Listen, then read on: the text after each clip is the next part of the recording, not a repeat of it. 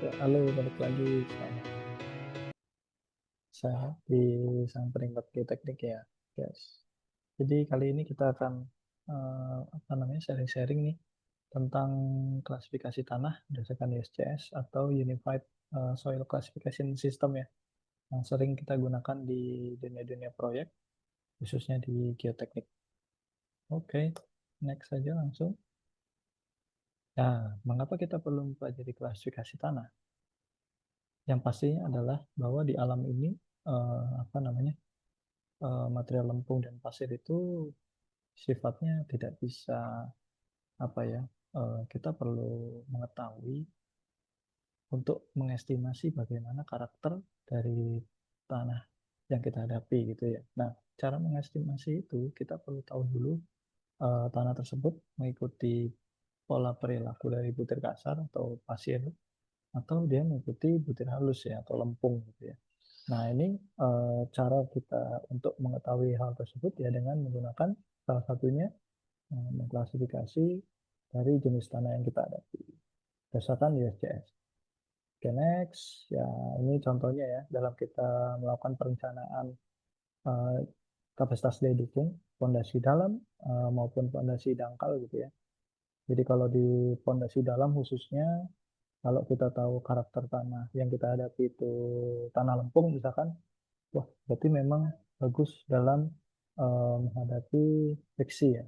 Dengan menggunakan friksi cenderung apa namanya tiang dari fondasi dalam kita bagus.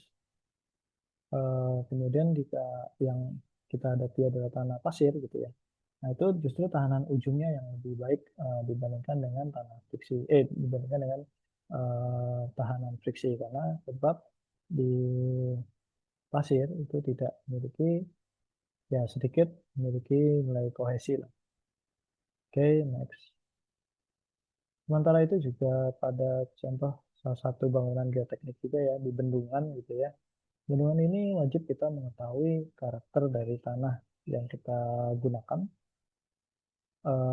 Jadi misalkan bendungan itu tetap dapat dimanfaatkan ya secara fungsi sebagai menampung air gitu ya. Bahwa berarti kita perlu menggunakan tanah-tanah berbutir halus. Namun biasanya tanah berbutir halus ini memiliki apa namanya karakter tergeser yang lebih kecil dibandingkan butir kasar gitu ya. Apa namanya jadi dia mampu untuk menahan air namun secara stabilitas artinya dia perlu untuk dilakukan penambahan kekuatan gitu ya oleh apa namanya material material berbutir kasar yang cenderung memiliki nilai kuat geser apa namanya baik gitu ya apalagi batuan gitu ya rockfill timbunan batu gitu. Nah, itu wajib kita untuk kenali karakter-karakter material geoteknik yang kita gunakan. Gitu ya, seperti itu. Oke, next. Jadi dalam yang pertama, kita menentukan distribusi ukuran ya. Nah, dalam penentuan distribusi ukuran partikel tanah itu ada dua pengujian. Yang pertama ada analisis saringan, di mana pengujian ayakan ya. Namun pengujian ini hanya bisa digunakan pada material partikel yang ukurannya lebih besar dari 0,05 mili. Lalu bagaimana yang di bawah tersebut, seperti lanau dan lempung gitu ya. Nah, kita menggunakan pengujian analisis hidrometer, di mana ini mengandalkan apa namanya hukum Stokes, di mana material itu mengendap seperti itu. Nah, ini ada visual pengujiannya ya. Jadi untuk grain size atau ayakan ini nanti akan digoyang oleh alatnya, kemudian material akan kita taruh di bagian atas terlebih dahulu, nanti dia akan turun seperti itu sampai ke apa namanya yang terakhir salingan nomor 200. Nah, kemudian yang sisi sebelah kanannya ada gambar hidrometer ya guys. Ini jadi untuk melakukan pengujian dari material butir halus yang ukurannya lebih kecil dari 0,075 mili. Oke. Nah, yang kedua ini ada pengujian batas-batas atau berak ya. Jadi atau berak ini adalah pengujian batas kadar air dari sorry batas jadi nilai kadar air pada batas liquid yang bagian atas Casagrande dan juga kadar air pada batas plastis ya di yang bagian bawah. Jadi kita lakukan apa namanya penggulungan gitu ya hingga sampai dia mengalami retak-retak halus seperti rambut-rambut ya itu menandakan. Kemudian kadar air ini kita timbang, sorry, kemudian material yang sudah apa namanya muncul retak halus itu kita timbang dan kita dapatkan berapa sih kadar air pada saat kondisi itu gitu. Nah, yang di atas ini adalah pengujian Casagrande di mana kita mau menentukan nilai kadar air pada saat dia mengalami material halus ini batas cair ya. Jadi sebelum cair, pada batas cair lah, berapa sih kadar airnya gitu ya. Nah, ini semua ini digunakan dalam penentuan penamaan tanah untuk butir halus. Nah, ada namanya satu ini ada namanya indeks plastisitas ya. Jadi indeks plastisitas ini adalah apa namanya yang kita akan gunakan dalam plotting grafik tujuannya untuk menentukan penamaan laju dari USDS ya, di mana kadar air pada saat batas liquid dikurangi kadar air pada saat batas plastisnya. Oke, next. Nah, ini ada grafiknya. Jadi ada liquid limit untuk axis X dan juga axis Y di plasticity index atau indeks plastisitas ya.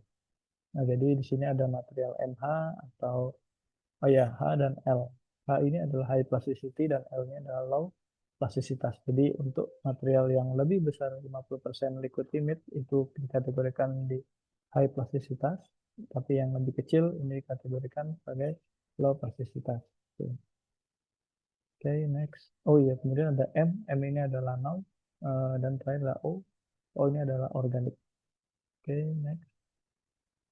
Ya, sebenarnya ada beberapa ya dalam perklasifikasian tanah, tapi dalam pertemuan ini kita hanya apa namanya mengenali dari USGS Unified Soil Classification System karena memang sering kita gunakan ya di dunia proyek.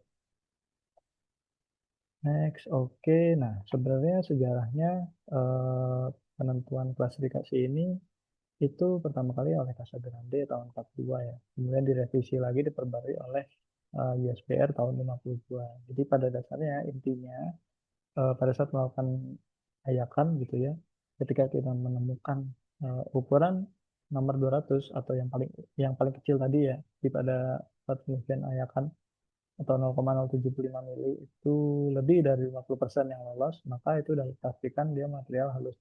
Tapi kalau kurang dari 50% itu pasti kasar gitu ya. Itu secara umumnya dan itu cara cepatnya lah. Jadi kita langsung mengestimasi bahwa ini perilaku material apa seperti lempung nih. Tapi kalau yang kurang dari 50%, ini perilakunya perilaku kasar nih seperti pasir gitu. Nah, tapi dalam penamaan detailnya untuk butir kasar ini bisa kita bagi lagi untuk yang nomor 4 atau ukuran 4,75 mili itu dia tertahan lebih dari 50%, maka dia masuk ke gravel. Tapi kalau yang bertahan sedikit atau yang lolos itu lebih dari 50%, maka dia masuk ke sand. Nah, seperti itu ya. Oke.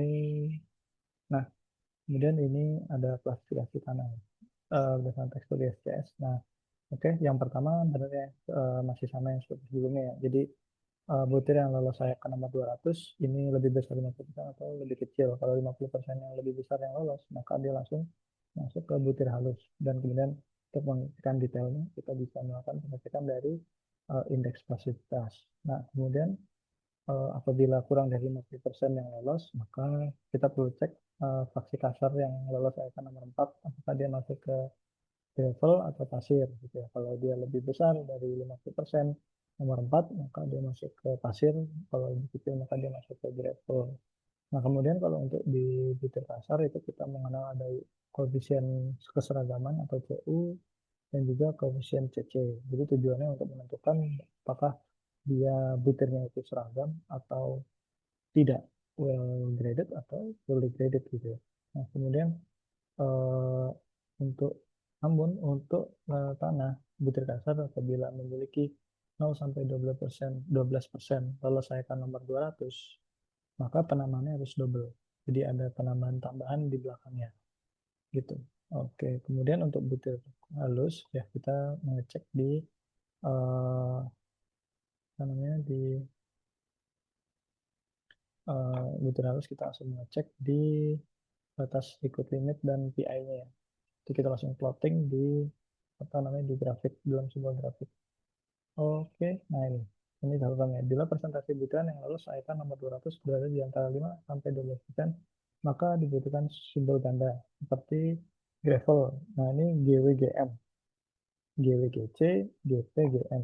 Jadi P-nya itu purli, M-nya ini lanau gitu. Nah, yang sen juga sama ya. Ini juga nama double. Tapi ini kalau misalkan ternyata ada butir halus apa namanya pada fraksi yang sudah butir kasar itu 0 sampai 12% pada nomor 200 ya. Itu. Oke. Sorry, 5 sampai 12%. Mohon maaf ini revisi bukan 0 tapi 5 sampai 12%. Jadi kalau misalkan kurang dari 5% maka cukup GW atau GP atau SP atau SC. Seperti itu guys. Ini ada revisi. Menurut. Oke, next. Ya, ya, oke. Ya, butir kasar, butir halus ya. Sudah paham tadi ya, udah dijelasin. Nah, kemudian ini ada well graded. Ya, ketika apa nilai CU dan CC ya menandakan dia merupakan gradasi baik, pilih graded untuk gradasi buruk. Kemudian LH ini untuk butir halus yang memiliki persistence rendah dan juga persistence tinggi. Gitu. Oke, next mungkin nah ini ya. Nah, ini untuk simbolnya guys. Untuk butir kasar ada GWGP, GWGP, SCSP. Nah, tapi kalau misalkan yang dia tadi 5 sampai 12% nomor 200, maka dia ada penamaan double. Ada GC dan juga GM. Itu. Nah, ini untuk butir halus dia ada ML, CL, OL, MH, CH, OH. Oke. Mungkin lebih baik kita langsung masuk ke contoh ya guys. Nah, ini ada tabel klasifikasi USCS yang kita bisa gunakan. Ini dari ASTM ya, 1982. Ini kita bisa gunakan langsung dalam menentukan klasifikasi tanah kita. Oke, mungkin biar lebih jelasnya ini ada contoh ya. Hasil dari uji analisis distribusi butir atau ayakan yang kita dapatkan nomor 10 ini 100% lolos. Kemudian nomor 40 ini 58% lolos. Nah, yang kita pakai yang ini ya guys. Nomor 200 pertama kali banget. Itu ada di 58%. Maka dari sini kita udah dapat nih bayangan. Wah, ini berarti butir halus nih. Berarti kalau butir halus apa yang kita harus lakukan? Melakukan pengujian batas apa cair dan juga batas pasivitas indeks pasivitas atau batas pastis. Nah, oke, next dari hasil pengujian batas cair didapatkan itu 30 dan IP itu di 10. Oke, next maka kita bisa langsung plot aja karena 58% tadi maka masuk ke material butir halus ya yang bagian bawah. Kemudian untuk memberikan NLCL OL ini langsung kita plotkan dalam grafik ya. Tadi di liquid limit 30 dan juga PI-nya di 10. Nah, maka kita dapatkan bahwa material kita adalah material CL. Oke, mungkin itu saja yang kita bisa share pada pertemuan ini. Selebihnya kita akan lanjut lagi di video selanjutnya. Terima kasih.